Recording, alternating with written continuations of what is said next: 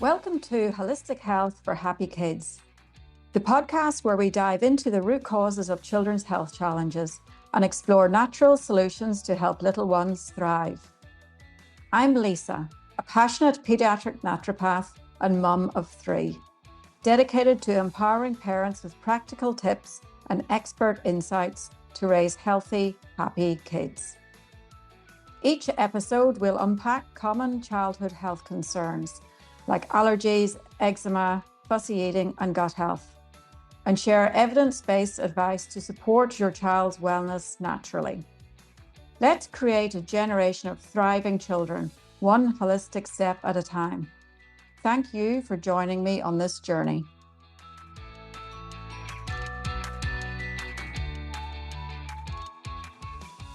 Today's podcast is called Gentle Sleep Solutions, Unpacking the Key Drivers of Sleep Struggles. And I'm joined today by Lauren Beeton, who is a certified sleep consultant and a conscious parenting coach. And her business is the Conscious Parenting Company, www.theconsciousparentingco.com.au. So thank you, Lauren, for joining me today on the podcast. You are welcome. Thank you so much for having me. I'm very excited. Good. So you've been a sleep consultant for a while. So what brought you down the path of being a sleep consultant? Like, what was your motivation to become a sleep consultant? So it was actually a personal experience. So my son, I've got 2 boys. They are 9 and 6. My youngest son, my first son was a fine sleep. Things just progressed fine. My second son had quite a few challenges from when he was about 3 months old onwards, and that sort of sparked my investigation around sleep and sleep consultants. And back at that point, there weren't really many sleep consultants in the Wollongong area. Tresillian was still quite high on the list of options, which having a baby and a toddler was unachievable for me. And I also wanted to try and get support in my home and to find a sleep consultant that, one, I could get access to and also met my values was really difficult. And in my search for a sleep consultant, I actually found the sleep consulting course that I had realized that majority of the sleep consultants that I was inquiring with had also done. So I thought, why work with them when I could just become a sleep consultant myself and fix the problem for my son? And it started there. And a lot of my friends at the time were also having babies. And I was like, you know what? I'll just fix all of them. I will fix all these babies and we will just work it out and it'll all be fun and all these babies will be sleeping. And I was on mat leave at the time. Fast forward, going back to full-time work with 2 young kids was really tricky. I'd started doing some sleep consulting on the side and found that it was very rewarding and realized through my own experience how debilitating sleep deprivation is for mums and for babies, and how many complexities there are to sleep. And a lot of the traditional sleep consultants were really focusing in on or the traditional methods I was finding were, the cried out or the, you can control crying, and that just really didn't fit for me. So I really went down a path of gentle and holistic sleep solutions. And what went from a bit of a side hustle became a full-time job. And I've been doing it now, over 5 years, and I love it. Yeah, I never actually thought about that. But when my kids were born, you're right, there was no sleep consultants. Your choices were go to Tresillian or suck it up at home. I never actually thought about that until just there now. Yep. Funny. Yeah, it was hard. And even I remember ringing the Tresillian hotlines and they were like, yeah, I mean, you could try this or try that. And I wasn't getting the support that I needed. And there wasn't really any other, or not many other alternatives. 6 years ago, obviously there's quite a few options now. It's a much more, populated industry. But back in those times, there just wasn't that much available. Yeah, it's so funny, isn't it? Yeah. And so, I mean, with every profession, there's obviously myths that kind of circulate. So do you find that there are a lot of myths and misconceptions when it comes to sleep consultants? Yes. And I think part of that comes with the fact that the industry is so varied and it is unregulated. So anyone can say that they're a sleep consultant and give you advice because it isn't a regulated industry. But I do think that there is such a broad spectrum of the way that people will work and the way sleep consultants will work. You've got all the way on the very, very gentle end, or you've got the very extreme end as well. And I hover in the middle. I try to be the best of both worlds, to be able to look at the holistic approach without anything drastic going on either end, to make sure that we can make things work for the family. You really identify the child's needs and address those. But I think myths that I commonly come across with parents when I'm particularly doing initial chats or they're inquiring with me are around the need to do things like cry it out. Like, the reason this has happened is because I haven't let my baby cry it out. And that's an expectation that a lot of people come into it, concerned that that is going to be the only option that they'll need to do with their baby, and also to be able to limit responsiveness. I think other sort of myths or concerns people come with is that they're going to be considered to be doing it wrong, and there's going to be judgment around the way that they've parented their baby, which is absolutely not true. Particularly working with me, I know I can speak from my own clients' experience that that's not the way I would want anyone to feel, because we all do what's best in the moment. And there's ways that we can change things to best support families moving forward. But there is a real fear that comes with reaching out and getting support for your kids. There's so many parallels really with naturopathy. I mean, starting with the lack of regulation, there's no registration body to be a naturopath. Like I always joke, my husband could actually set up business as a naturopath tomorrow, and that would be okay. It's wild, isn't it? Yeah. And the other thing is, people will often come to me with a fussy eater and they'll blame themselves because they didn't do baby-led weaning. They'll say, I should have done baby-led weaning, then we wouldn't have this problem. So, no, you would, because You would, yeah. it's your child. There's no right or wrong way to do it, and baby-led weaning will not just ultimately like fix all the issues. And so with all the people that you work with and all the families that you work with, what are the common causes of sleep disruptions that you come across? So I'd say the biggest causes, I look at the sleep foundations, as I'd call it. So if we're focusing on the sleep foundations, I would sort of put them into a couple of buckets. One of the most common causes for disruptions are dysregulation of sleep pressure across the course of the day. And we build sleep pressure in those periods of being awake. So babies will build it for shorter periods, need a nap to relieve that sleep pressure, build it for the next one. And we have those periods to build across the course of the day to then support their night sleep.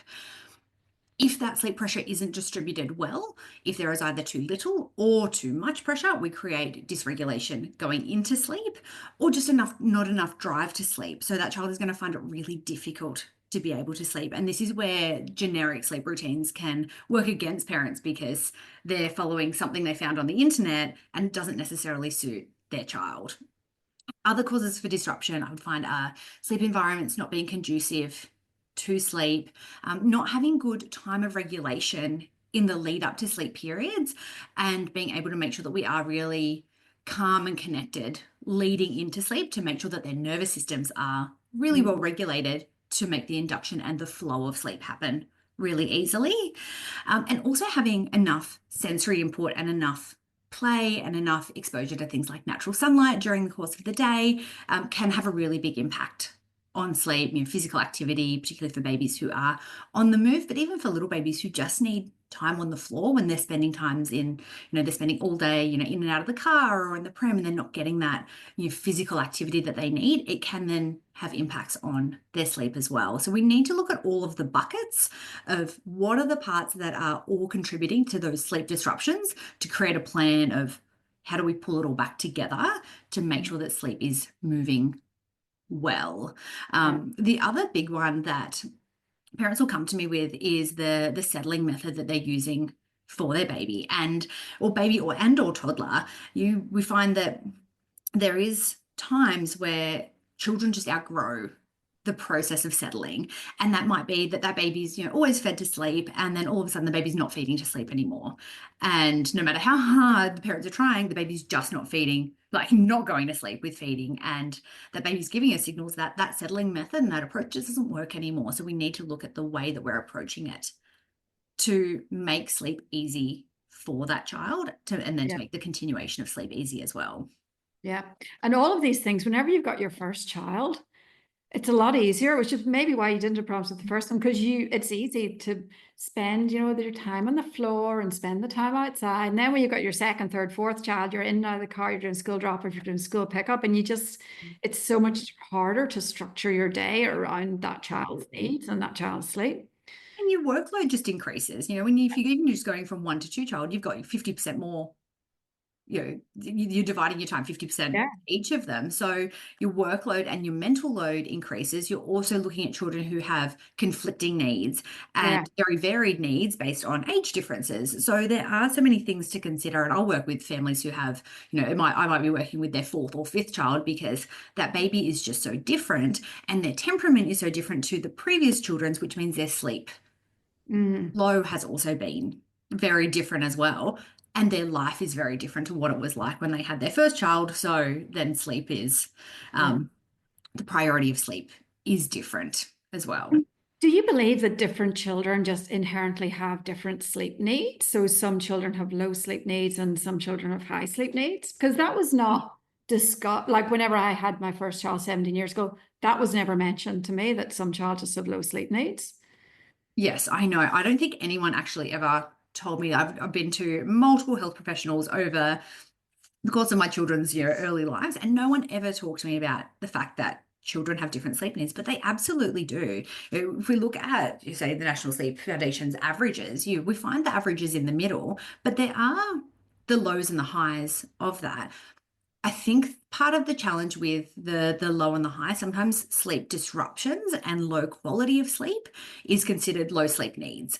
But Mm. that's not necessarily the case for some children who are not getting enough sleep. They can present of, oh, maybe they don't need Mm. as much sleep as other children because their sleep is being disrupted, but there's other factors at play. But absolutely, some children have different capacities for having different periods of being awake, how much they can handle, how much sleep they actually need throughout the course of the day, how much sleep they need in a 24-hour period.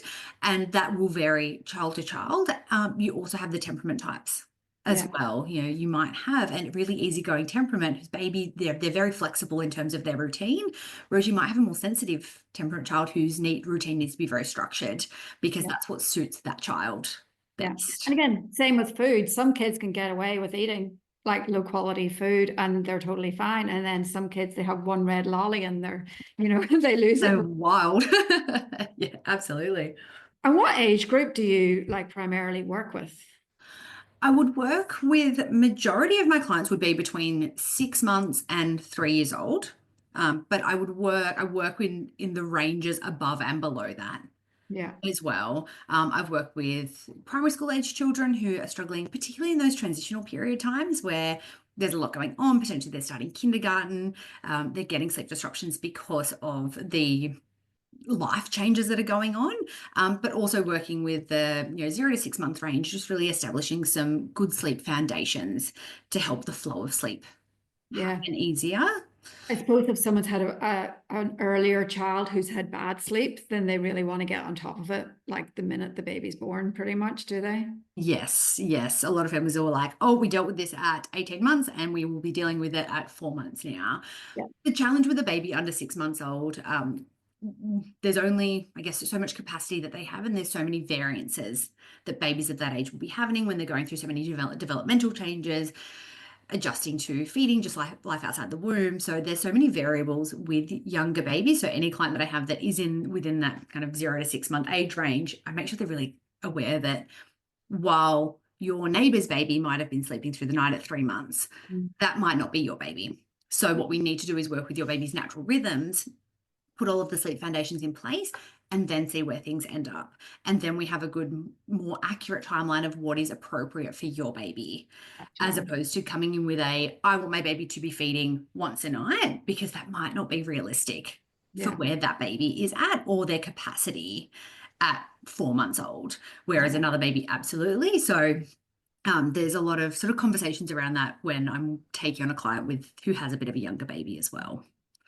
I think like people will often say to me that their child wakes, 6 times a night or whatever, but that's fine. But what I always worry about is it's not just the parents having broken sleep, the Mm. child's sleep is being broken and low quality. So why is like quality sleep so important for children's development and their health? I guess like anyone, if it would be, but children specifically, when we look at the things that happen when we're asleep, we have brain development, we have physical growth that happens when our brain is in our non-REM sleep phase because our brain is restoring and our body is restoring itself. So if our babies and children are not getting that restorative sleep, it can hinder that process that their brain and body need to undertake. It can also then affect their mood during the day, their ability to process new information, emotional regulation, their nervous system regulation, their capacity for relationships, particularly in those early years where, even like adults, we find, if you're a bit sleep deprived, you're feeling pretty cranky, your capacity for new things is pretty low. And that the same thing happens with children as well, that their capacity is so reduced.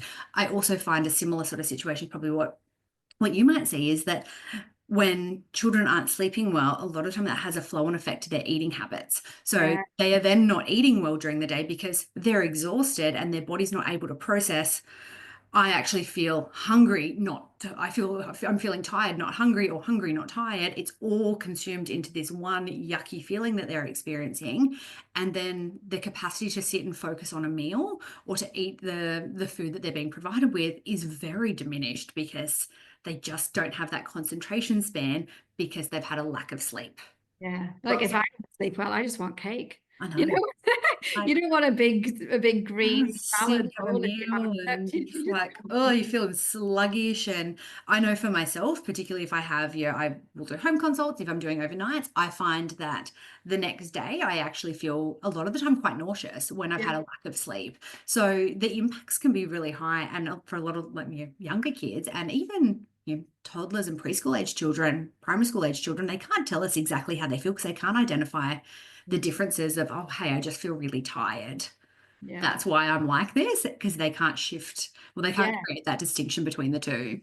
And, consolidating learnings, if you think of all the children who are going to speech therapy, for instance, you could go to speech therapy 3 times a week, but if you're not sleeping to consolidate that new information, it's going to be very slow progress. So you can't just work on like the skills development, you have to also work on the sleep at the sleep same process. time. Yeah, absolutely. And that, information processing and converting it from working memory to long-term memory all happens while you're asleep. So if that process isn't able to happen, and for some children is even harder anyway, it's going to create more challenges for them. Yeah. Ongoingly in their daytime learning and their daytime behaviors, then it's just not, I guess, isolated into their sleeping habits. Yeah. So, I mean, you have to work out for each child kind of if they're having the right amount of sleep for them or not. So, I mean, how do you do that? What are some of the signs that a child isn't getting enough sleep? So one of the big factors I look at, or I speak to parents about, is their mood during the day, how they are actually behaving in the day. What do they seem like? For some children, it's very cut and dry that they seem really tired all the time. Others go the other way and they are hyperactive and bouncing off the walls because they have such an increase in cortisol that they are more wired than anything else. And so they may look energetic, but they have very little regulation that's attached to that energy. The other things I would look at would be the frequency of the night wakes that we're experiencing, how easy they fall into sleep or how easily they're falling asleep in the process. What does that lead up to bedtime, say like that last 60 minutes of the evening, what does that look like? Because that will actually tell us a lot in terms of whether that child is well regulated going into sleep or whether they are a bit cooked by the end of the day and actually need more sleep. We're looking at the way that they're waking up, what's actually happening at those night wakes or when they're waking up in the morning. It's normal for us all to yawn at periods throughout the day when we're having lulls in energy. But if that child is waking up seemingly tired and their mood then progressively shows that they have that tiredness in there as well, we would assume that they're not getting enough sleep and pair that with the other factors of how easily they're falling asleep, what actually happens through the day, what do the eating habits look like, what does the energy levels look like, and the quality of sleep overnight. And then we can piece together the plan to adjust the sleep. Which is, I mean, kids, before they're getting diagnosed with ADHD, they're actually meant to get screened for sleep apnea because of exactly what you say. When kids aren't getting good quality sleep, they bounce off the walls. They don't say, oh, I'm tired, I'll have a nap. They go the other way. So what are your top tips for helping toddlers, for instance, fall asleep and stay asleep? Stay asleep. Toddlers. I love working with toddlers. I love their spicy little personalities. I love how varied they are. But I think one of the biggest things, so there's a couple of really big things I work on with toddlers, and I would advise for any parents to look at these areas. One, we want to make an environment that your toddler likes being, but isn't too overstimulating for them. We need to enjoy their space, because when their little imaginations are developing and growing, and they're processing so much information, we want them to enjoy the environment that they are in and make that a safe environment that's conducive to sleep. So we don't want to have too many stimulating toys, but we want to have things that they enjoy being around. Not too many, bright lights, things that are going to make things go a little bit wild or send their little imagination into a tailspin, but a place that they could confidently be alone for periods. Because if we're looking at night sleep, particularly, potentially toddlers are alone for anywhere between 10 to 12 hours overnight. So we need to make sure they feel confident in their space. I would be looking at the bedtime routine and making a bedtime routine that is really calm, really connected, but also allows their nervous system to regulate. For some toddlers, they need some really high energy, active play in that lead up to bedtime to get those last bits of energy out. Others need the real deep pressure massage, or really big cuddles to help their nervous system regulate. The other piece for toddlers is that they love control. So you hit around that 2-ish age mark and you get the I do it myself period that we end up in. So we want to feed into that to allow them to have levels and pieces of control that are age appropriate, so they can feel like it's a process that's happening with them, not to them. And by doing that and working with your child, you're going to get a lot more cooperation in the things that you're then requesting of them, because it's a team effort and it's you both working through the bedtime process rather than you putting your toddler to bed. And even just having that mindset shift as a parent can help your mood going into bedtimes, because let's be honest, by the end of the day, a lot of the time as parents, we're a bit cooked and we're like, all right, like bedtime, let's go. But if it's me and you against the problem mindset, it allows you to be really well connected, which means that your toddler's little love cup is going to get filled up a whole lot quicker because you're really present in the moment as well. And that helps them to be able to regulate, fills their emotional needs, which helps the start of sleep and also that regulation for going into sleep as well throughout the course of the night. Would be an example of that sort of doing it together process? So I would be looking at things like deciding, letting your toddler have the decision of what books you're going to read. So you might set a boundary around, okay, how we're going to have 3 books in our bedtime routine. You get to decide the books. And that might be them sitting on your lap or you getting all snuggled up and reading those books together. But more so than just reading the books, it's about having, little conversations about, oh yeah, that's, look at that horse in the story. What do you think about that? And having that discussion about what's actually happening in the book. So it's an engaging activity with the child. I love, particularly toddlers who I work with that are having sleep challenges and having bedtime battles, to actually have a visual chart that helps walk them through what the expectations are around bedtime. So we're not getting caught in those periods of, oh, one extra drink, I need that extra toy, oh no, I'm still hungry. And you're able to kind of tick things off so you can set really clear boundaries, but stay connected at the same time. So you're not ending up in a battle of no, food is finished for the night. No, you're not having another drink. It's like we're doing the things that are only on our chart now and we're moving through that. But it also allows the toddler to be able to lead the experience of bedtime because it's very clear. Yeah, I think it's really important. I think people do kind of get confused a little bit when it comes to boundaries, because some people just, like some parents will rebel against boundaries themselves and then just give their child free rein over what they're going to eat, what time they're going to go to bed, all this stuff, when that's not what kids need. Kids need choice within, like exactly what you said. We're going to read a book. What book would you like? So it's not, what are we going to do now? It's like, we're going to read a book, but what book? I think that's where like the really special parenting moments come from, is the books that you read at that age. Because my kids will still think about, books like, the Giant Jam Sandwich, or ones, or the Green Sheep, ones that we would have read on repeat for years. It's like they still have such fond memories Yeah, they do, don't they? They just get imprinted in your brain and you're like, Yeah, oh, you know and it it's by heart. fond memories for both. I know that with my kids, where it's like, like the green sheep and those. I know my son used to go to the page that had all the sheep on them and he'd name everyone and be like, oh, that's you there with the flowers. He was always the one with the bucket on its head. And there was, he was probably, 2 or 3 at the time, but it was a really beautiful memory that we both have of reading books together. Yeah. And I think you're right. You're going into I guess the boundary and the structure piece. We need to have that consistency, particularly with toddlers.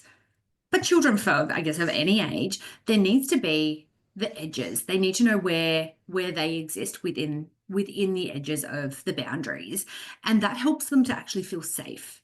Where I know the intention behind letting children have more choice and more free reign is to help fulfill their needs, but it creates more confusion a lot of the time, because what else will I ask for? Their brain's firing away more than what they need it to, particularly in a time where it's time for them to be shutting off and to be able to be regulating and going to sleep, and their brain's firing in. If your reaction and your response is different every time, why not ask?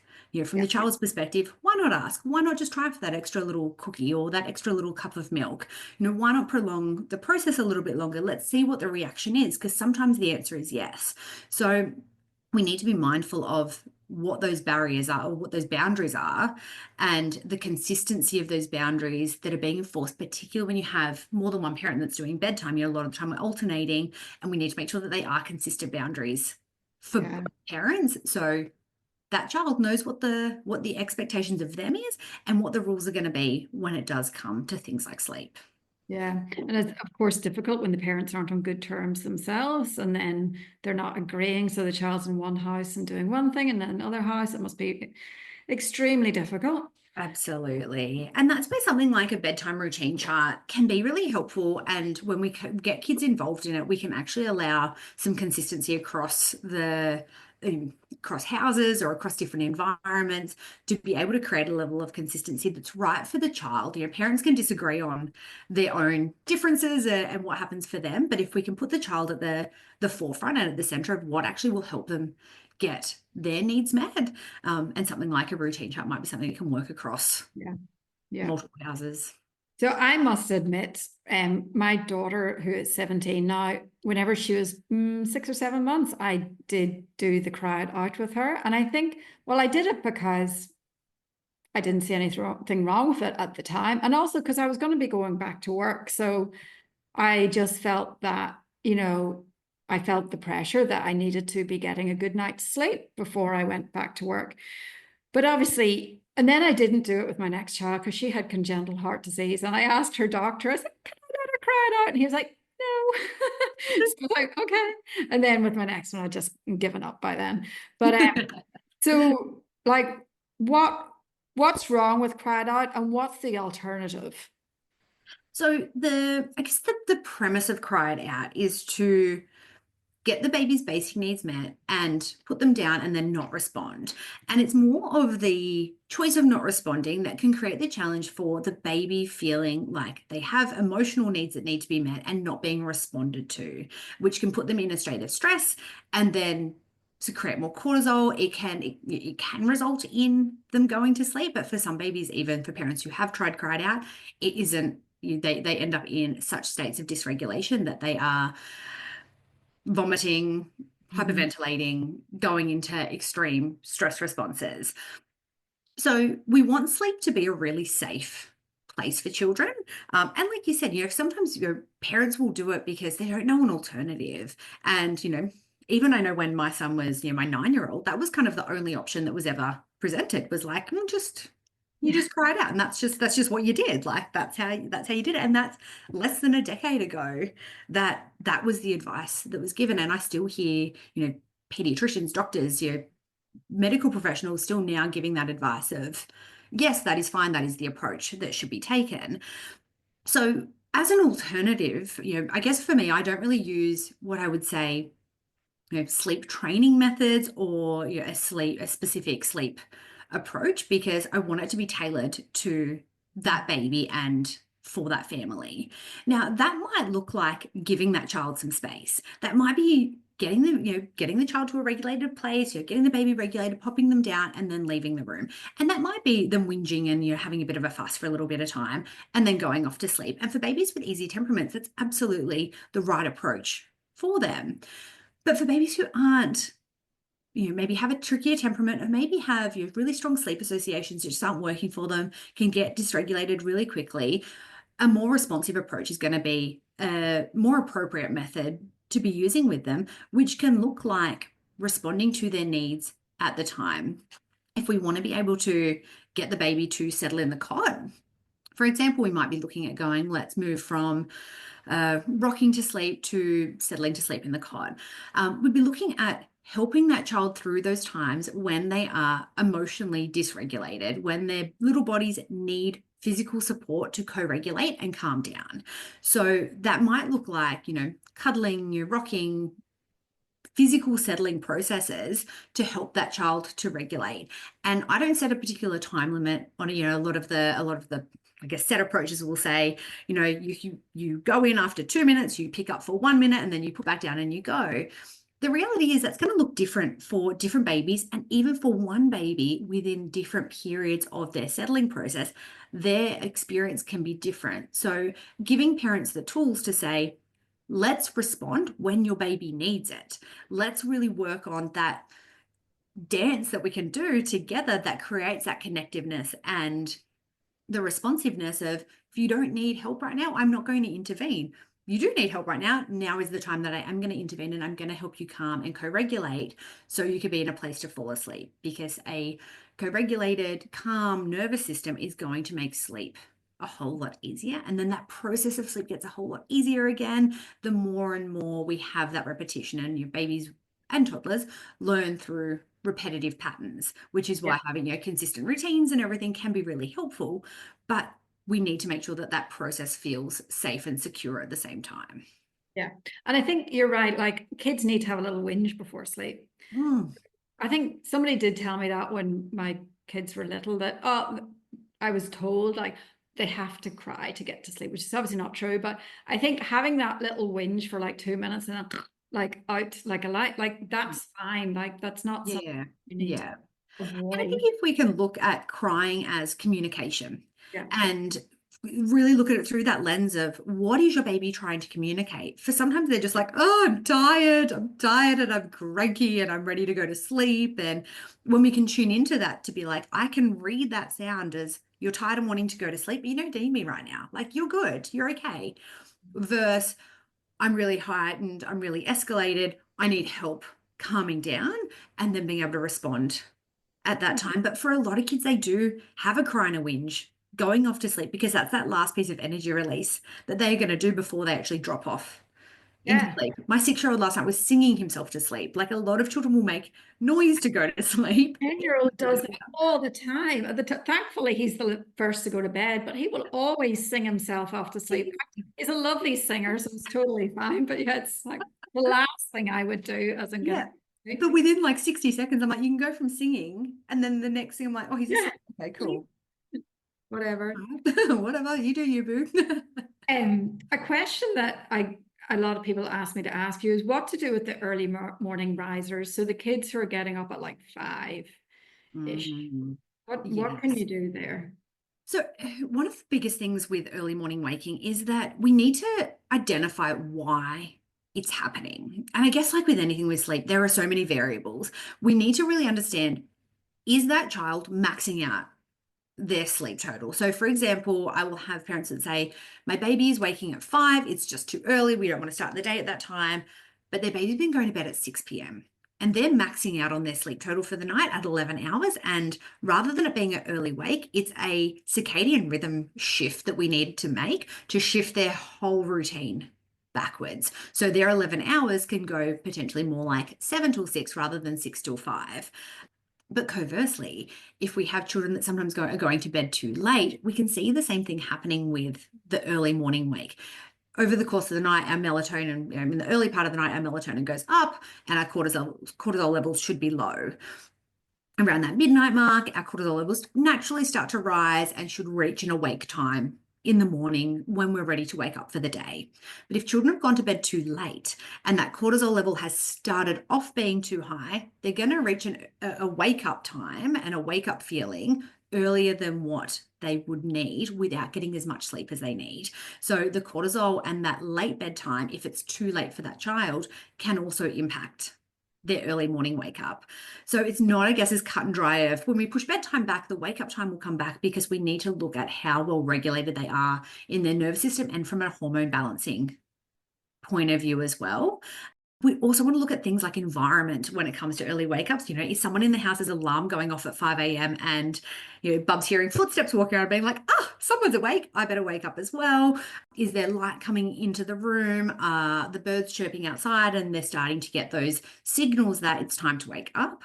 The other thing that I do find, you know, quite frequently is that Bub wakes up at 5. It might not be their time to start the day, but we're getting them up and starting the day anyway. And their own body clock is now registering that that is their wake up time, because that is the pattern that they've continually experienced. So we need to identify which part of it is. If we look and go, you know what, their full routine is fine, it's actually the response. And we need to really signal to their body clock that this is not wake up time yet. This is time, you know, we're going to push that back by 15 minutes every few days and extend and push back the amount of time the time before they're actually getting out of bed, because that, particularly for younger babies, can then determine their nap schedule throughout the course of the day. And if their naps are all falling too early and then their bedtime's falling too early and everything's come early, we end up in this early cycle. That means that everyone's starting the day at 5 o'clock, which is for a lot of people just too early. I'm thinking about the cortisol piece of it. Like, obviously, if kids are generally too stressed during the day and they're not getting the active play and they're not getting the outdoors time and having too much screens, their cortisol is just going to be high anyway, and they're going to wake up regardless of their sleep time. Yeah, absolutely. And, you know, for some kids, there's just so wired going into sleep. And so then sleep is potentially disrupted over the course of the night, and then they're up at the crack of dawn as well. Mm-hmm. So I actually just had a client in with me whose daughter just won't nap at daycare. So the woman's having to pick up the child from daycare at 1 because she won't nap, which is obviously a financial disaster. But what do you do with toddlers when they just refuse the naps, either at home or at daycare? Like, what can you do for that? So it depends on the age of the toddler. You know, the variance in when toddlers start to drop their naps is really high. You know, for some it might be as early as when they're, you know, not long after they've turned 2. Other children won't finish napping until they're, you know, 3.5 to 4. I would say on average we're looking around the 3 mark, somewhere between 2.5 and 3. We're seeing capacity to drop the nap even sometimes. So it would depend on where that child is at. If they absolutely still need the nap, otherwise, and if they don't nap, they are a hot mess. I'd be looking at 2 things. One, I'd be looking at setting that child up with a routine around resting during the day and what it looks like to rest your body. Because for a lot of toddlers, when you say it's time for a nap, they say, I don't want a nap. I get FOMO. I don't want to miss out on anything. But if we focus on resting your body, laying still, closing your eyes, no pressure to sleep, a lot of the time they will naturally fall into sleep because we're doing the activities that relax and rest their bodies, and they're tired enough to actually be able to sleep. But setting them up with some structure around how to rest and how to relax, as opposed to focusing in on sleep. And that might require more parental support. Initially, you know, for some children, they've gone from being able to nap really independently to actually needing a parent to sit with them for a bit longer while they're falling asleep. We might be looking at things like some nervous system regulation activities in the lead up to a nap time period, and being able to set the structure of, we are doing X, we are going to go and rest our bodies, and then we are doing Y. So we're giving a plan throughout the day. So it is only a piece of the puzzle. So let's reduce that FOMO a little bit more of, once we've done this period and we've done our rest time, we can then go to the park and play. Childcare environments can be a little bit trickier. Obviously, just the dynamic of being in a daycare setting can be really hard because there's so many other children.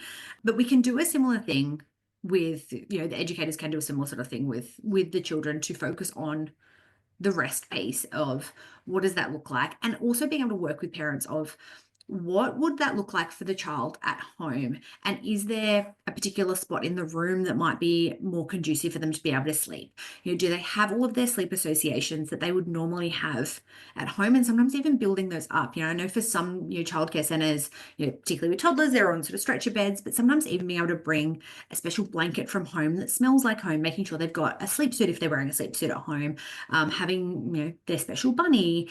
It might be different, like I said, locations in the room that they are going to be better suited. Are they best to go down with the first lot of nappers or with the second lot of nappers once everyone's getting in that rhythm of sleep?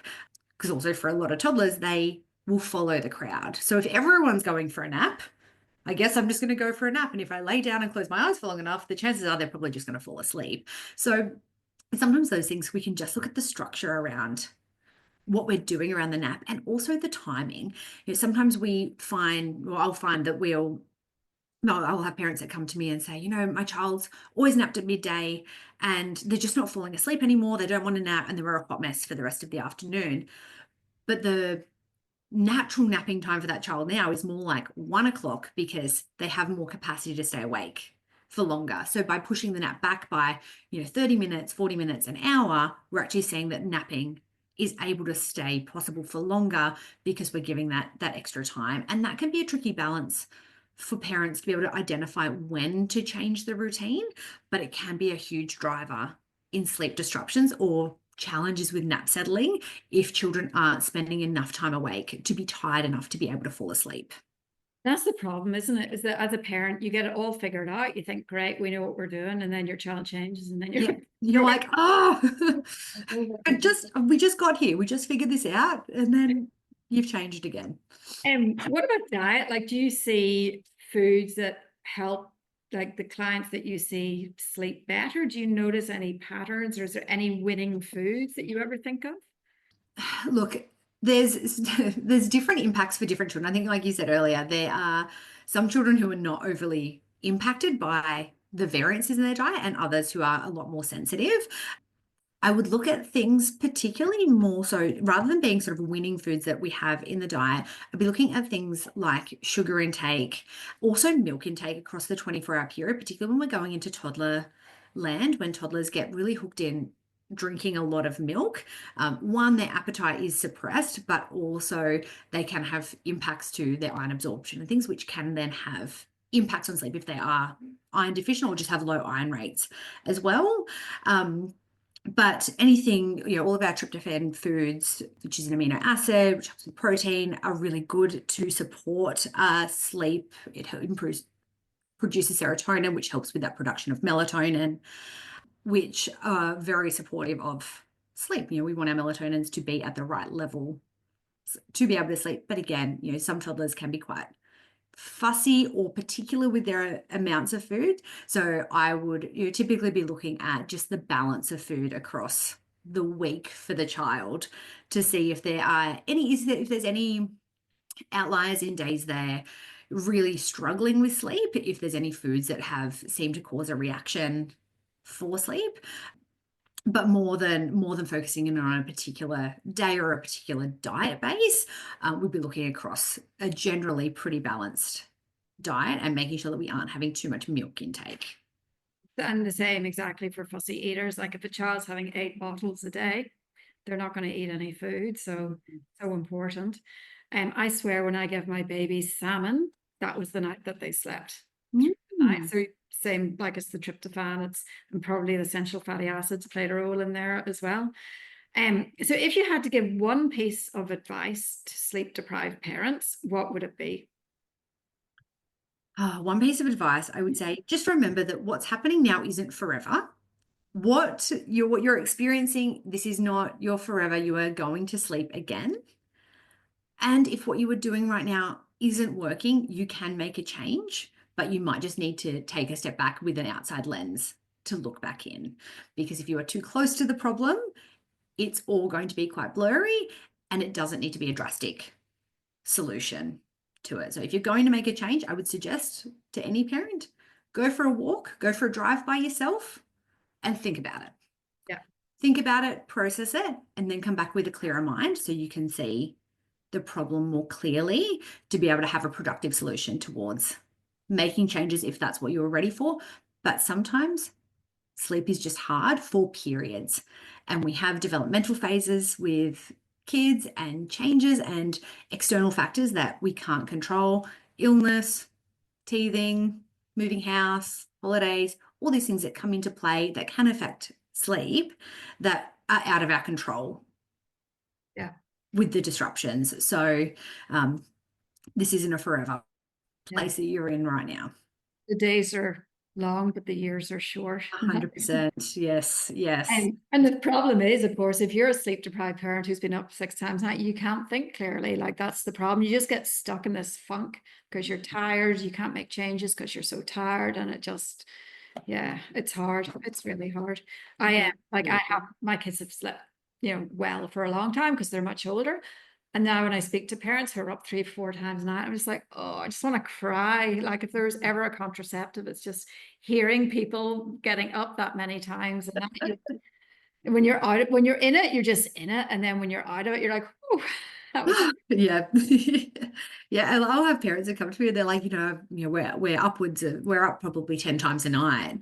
And I'm like, oh, like, you're seeing most hours on the clock, most of the night. It's like, ooh. It's like, we just have to stop looking. And they're like, I'm surviving, but we're not thriving over here. Like, okay, let's try and solve that for everyone. Because that's going to be a tired baby that you've got on your hands and tired parents. So it's not working for anyone.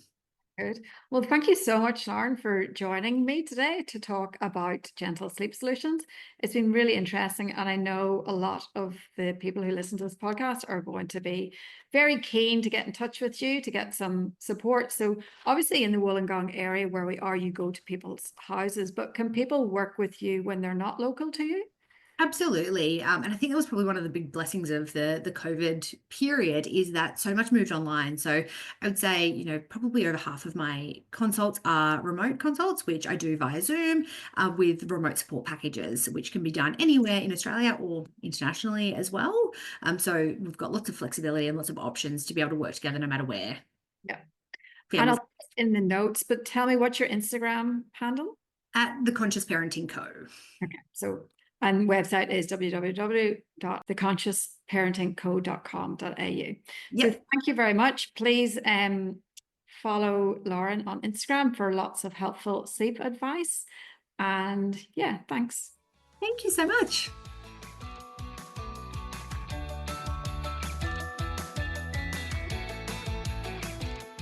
Thanks for tuning in to Holistic Health for Happy Kids.